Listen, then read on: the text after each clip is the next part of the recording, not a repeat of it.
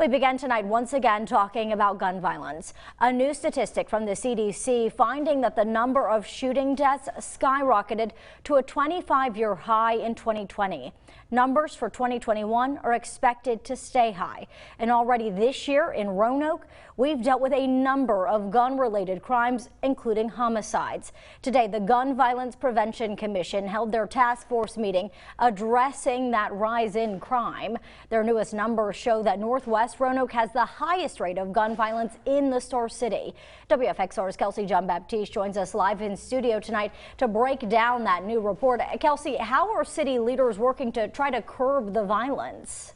Well, Catherine, the newly released report shows that violence in Roanoke City continues to rise since the last gun violence task force meeting. Some of the biggest takeaways: the number of gun violence cases involving homicides, aggravated assaults, reports of shots being fired, and the number of gun violence victims have all increased. Now, in that meeting, Youth and Gang Violence Prevention Coordinator Christopher Roberts shared his concerns for the summer since more students are hanging out and not involved in programs. He also shared that he feels there is a lack of community support to help curb the violence. Roberts wants to focus on healing the community from the inside out to contribute to the solution. Now, as for curbing violence from a bigger standpoint, the commission is starting to look at other cities that are impacted by high gun violence to use their tactics here in the Star City.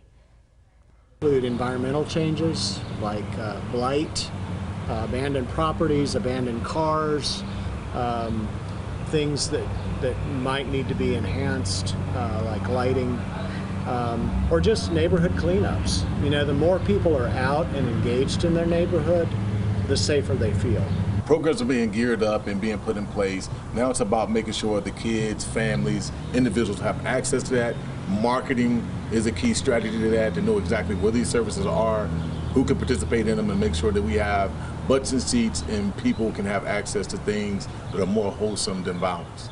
Councilman Cobb says that the change has to start with the younger generation, so they want to implement programs aimed at teaching them about mental health. And members of the Roanoke City Police Department are doing their part through the iStar team, where local analysts use data to help police catch people involved in crimes. Telling the computer what you want to see. So for this particular example, I'm telling it I want to see 5 days worth of car larcenies from like May 1st through May 5th. So for me, I can look at this and very quickly see if there's a clustering of activity, like right here, for example, where I could say, hey, we got an influx of tampering activity out here. And if that activity persists for more than 1 or 2 days, we know we have somebody kind of working that neighborhood. Senior crime analyst Andrew Reese says sometimes they're able to forecast where and when a crime might happen and use data to see the likelihood of crimes happening during specific town events. Reese adds when it comes to shootings, police can send back data to the team where they analyze it, match it to existing data to help find criminals faster. And at the end of that meeting, the Gun Violence Commission Task Force made a motion to distribute a number of gun locks to families in Roanoke. And when it comes to the cost, the commission says they're working to figure that out. In studio, Kelsey Jean-Baptiste, WFXR News. Kelsey, thank you.